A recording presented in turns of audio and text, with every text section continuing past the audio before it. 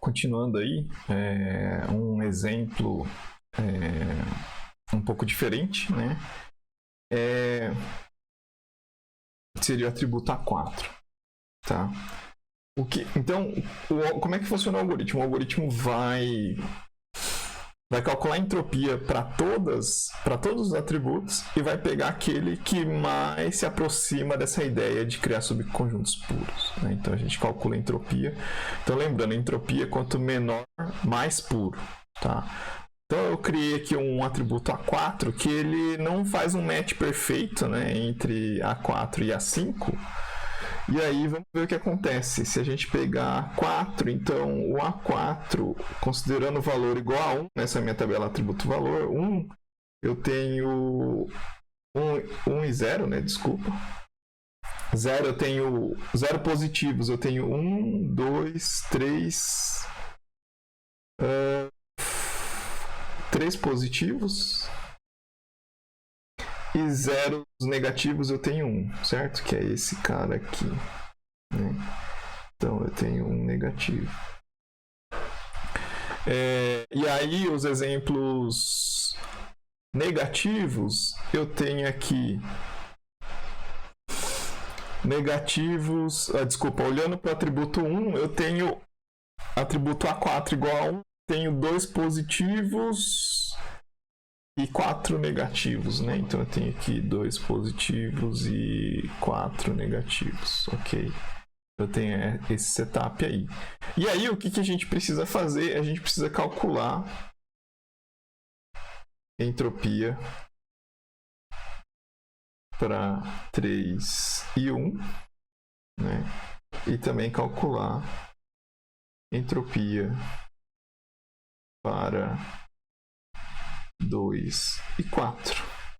Ok? É isso que a gente vai precisar. Tá certo, isso. 4. 1, eu tenho 2 positivos e 4 negativos. E...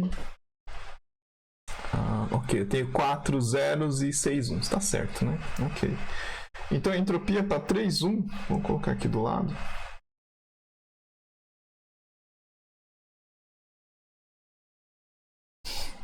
Três e 1. Se a gente olhar para 3 e 1, proporcionalmente a gente tem aí são 4 valores, né? 4. E aí a gente tem 3 positivos e 1 negativo, né? Então a gente tem 1 sobre 4 aqui, tá? Então, basicamente isso. E aí a gente vai considerar isso aqui como sendo P positivo, isso aqui como P negativo, tá? Então, como é que a gente calcula? Somatório, né? Eu tenho um negativo na frente, somando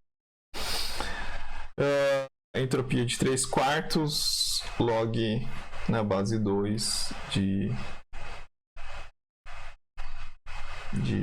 3 quartos, ok?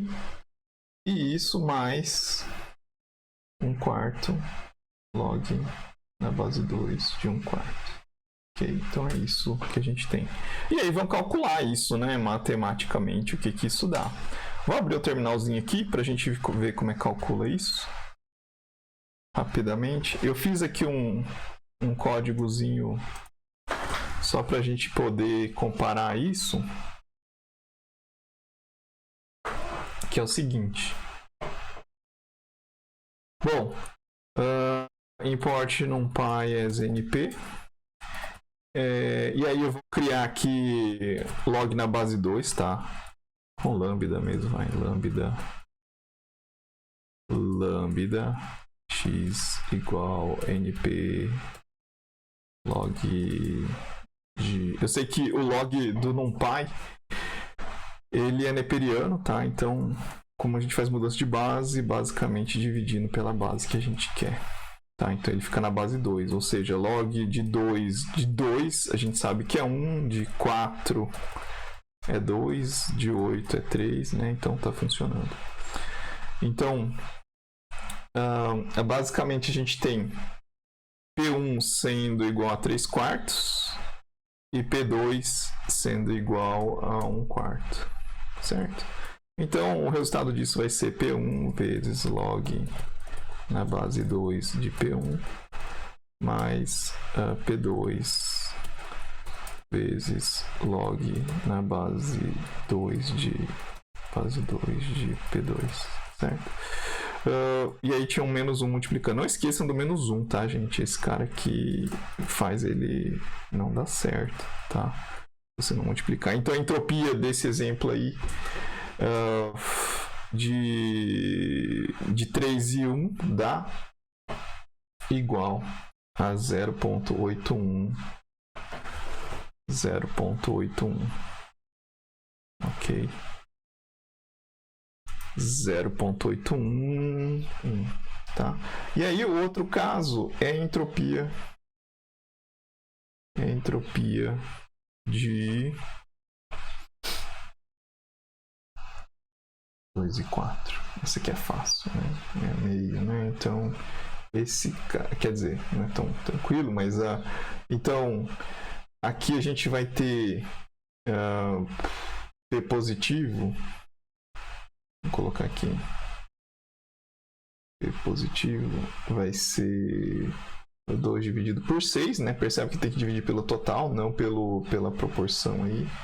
E P negativo eu tenho 4, 6, tá?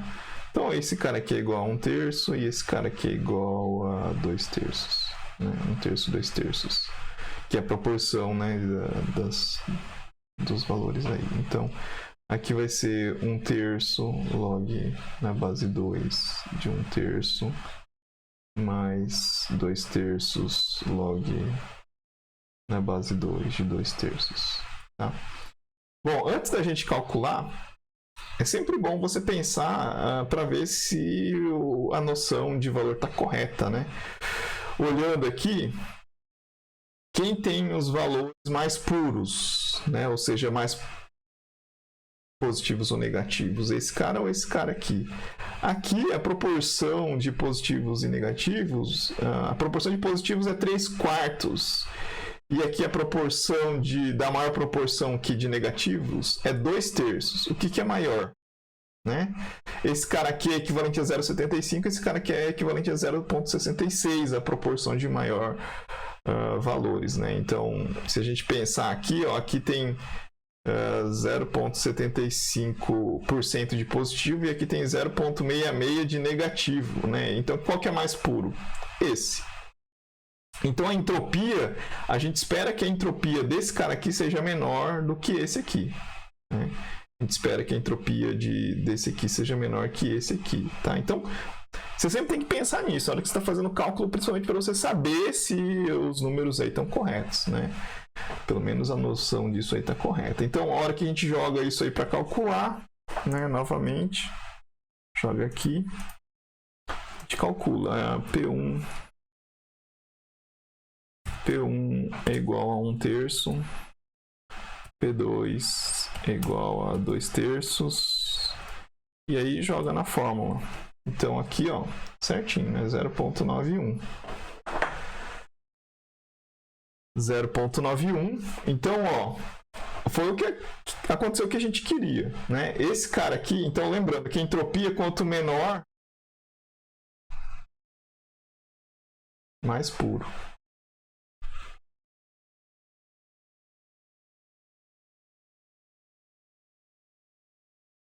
Tá?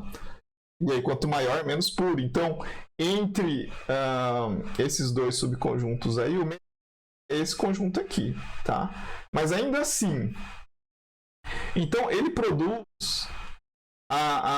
usando o atributo A4, a hora que ele faz o split, a gente vai ter aqui 0,81 e aqui a gente vai ter 0,91, tá? Ok. E aí a gente tem que ver a qualidade dos splits gerados pelo atributo, né? Então a gente quer avaliar o atributo, não os subconjuntos gerados, né? Então eu quero saber se o atributo A4 é bom, né? Então de nada adianta, por exemplo, se eu tivesse um A4 que aqui ele tivesse do lado fosse perfeito, né? Ou seja, a entropia que, vamos supor, tem 100 exemplos aqui e todos eles são positivos e nenhum é negativo. Então a entropia aqui vai ser 0. Mas, do outro lado, eu tenho aqui no atributo 1, eu tenho um atributo 1 terrível, que ele tenha 1000 exemplos positivos e 1000 exemplos negativos. Então a entropia aqui, nesse caso, ia ser 1, certo? E aí percebam que olhar puramente para o valor de entropia pode ser um pouco misleading, né? Pode ser meio enganoso, porque se eu pegar e somar isso aqui, né, e somar isso aqui vai dar 1, então é como se a entropia do conjunto aqui fosse simplesmente somar. Mas eu não posso ignorar o fato que aqui dentro caiu 2000 exemplos e aqui caiu 100 exemplos. Então, esse cara aqui deveria ponderar mais do que esse aqui, ou seja, a influência, a qualidade desse segundo atributo aqui é muito mais baixa, né? Então a gente tem problema. Deixa eu só jogar esse negócio aqui em outro canto que tá bem bagunçado. Como é que dá? Ele acaba pegando ali, mas tudo bem. Vou jogar esse cara. Ops. Anyway, mas acho que vocês entenderam, né? Eu não posso ignorar essa desproporção gerada pelo número de exemplos, né? Então, aqui, ó, esse subconjunto aqui eu tenho 6 exemplos e nesse subconjunto aqui eu tenho 4.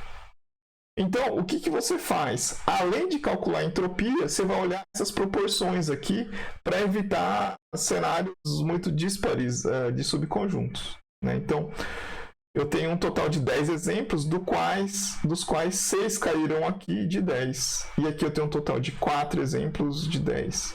Então, o que eu vou fazer, a entropia desse subconjunto vai ser somado a essa ponderaçãozinha aqui, tá? Para evitar que a gente utilize pura e simplesmente valores que deem muito discrepantes, tá?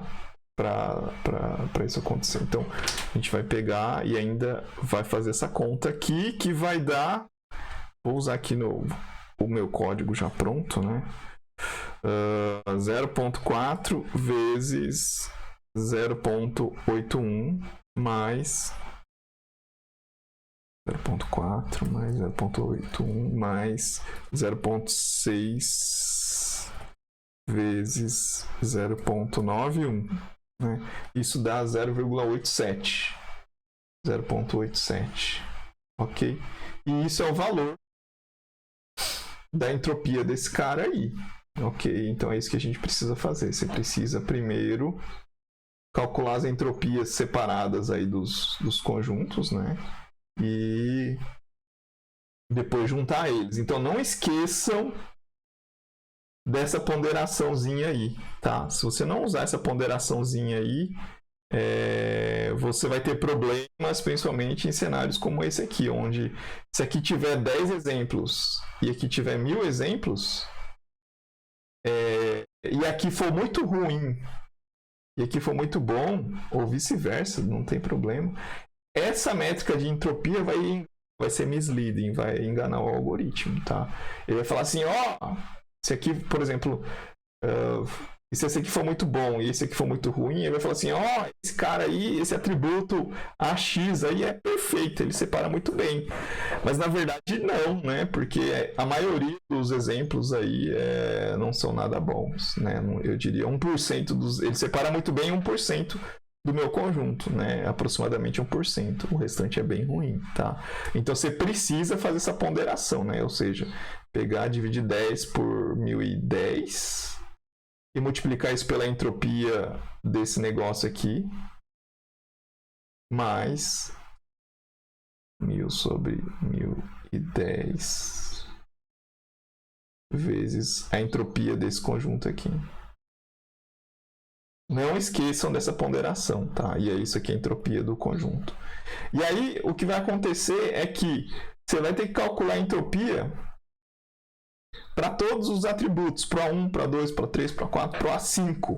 Aquele que te der o menor valor dessa entropia ponderada somada vai ser o melhor atributo. Tá? É isso que a gente usa. Ok? Muito bem. Vamos pro próximo vídeo.